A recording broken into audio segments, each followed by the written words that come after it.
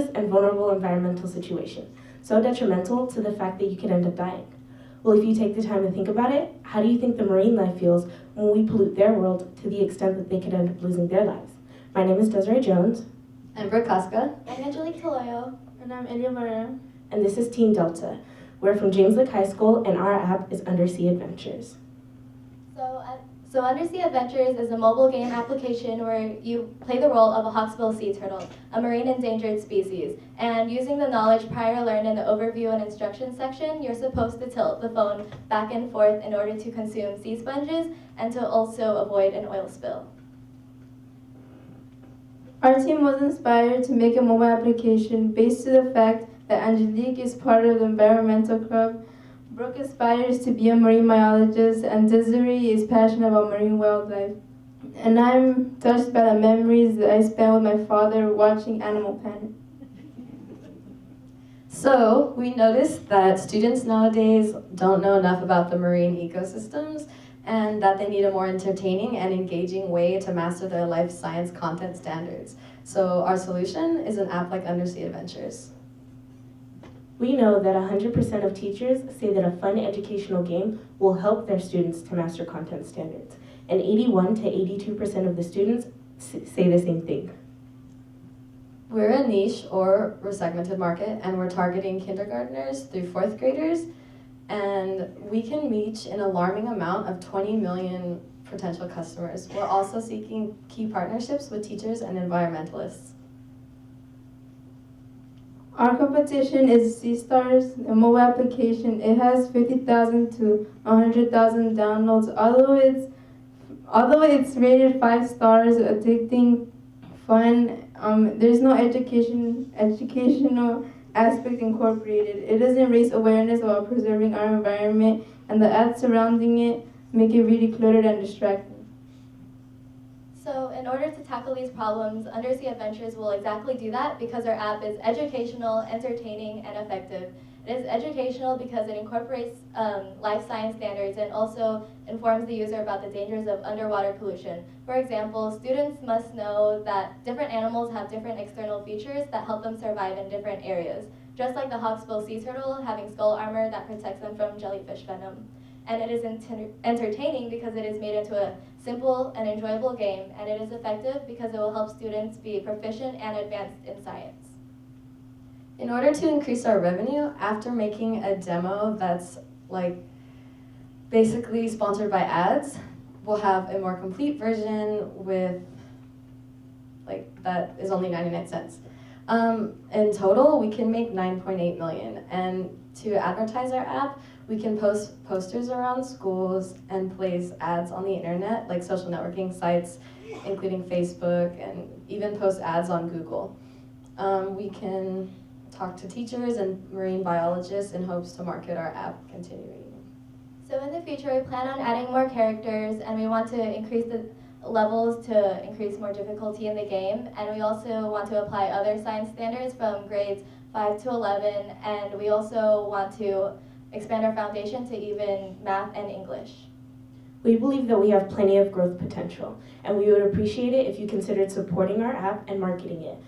With your help, we can preserve the lives of marine animals and increase the passing rates in science.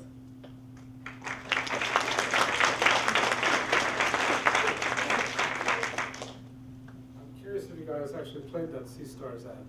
Oh, yeah, we actually have it, and we actually used to play it on our iPhones just to see how it was like. And basically, we were trying to figure out how to play it, and sometimes it'd be too difficult to play in, and we would try to do one action, but I guess it'd kind of do the opposite, or it wouldn't even even do the action. Yeah, it wouldn't function. So what did you learn from that and other games about how you would make your educational app entertaining? Well, we knew that it was supposed to be an educational app, so not to mention that it's a fun game, but we all felt like it would be a better way to teach younger people about the marine ecosystems. Everybody wants to go green now, and that we figured that would be beneficial.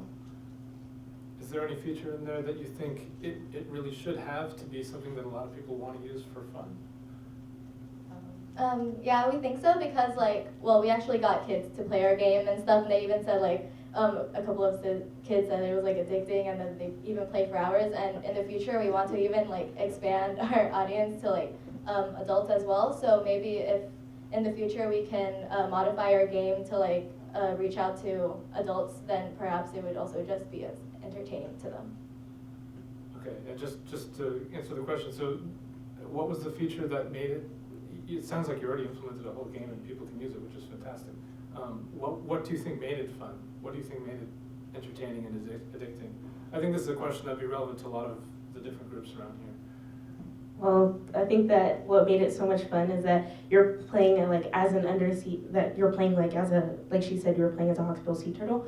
And so they're just swimming around trying to avoid the obstacles. Like one of our obstacles is an oil spill. And I think that's what made it so much fun for them, is that they were actually like, they were learning, but at the same time, we made it into a game, which was so much fun for them. Yeah, and also I guess the way we animated it was that like the sea sponges had faces, and the oil spill actually looked really angry. So it in turn make it look intimidating, and you want to avoid that, and then consume the sea sponges because I guess they look cute.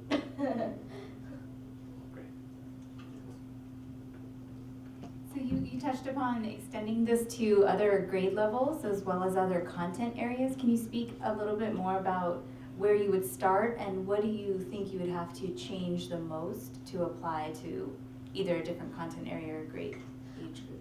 Originally, we wanted to have 4 characters, a harp seal, a narwhal, and a penguin as well. And like, unfortunately, under our time allotted, we weren't really like given enough time to finish that up. But we are only addressing like simple life science standards for the grade levels that we're trying to achieve.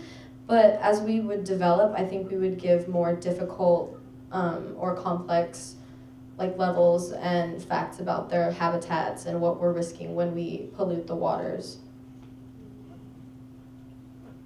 So I really like how you focused on a particular market, the kindergarten group, but that's also where all the app developers are developing apps for. Like if you look at the education app development market, most of the apps are for the kindergarten, because you put up a simple bright picture, some animation, animals, and you have an app, right? So your immediate competitor may be the Sea Stars, but you are also competing against all the kindergarten apps out there, right?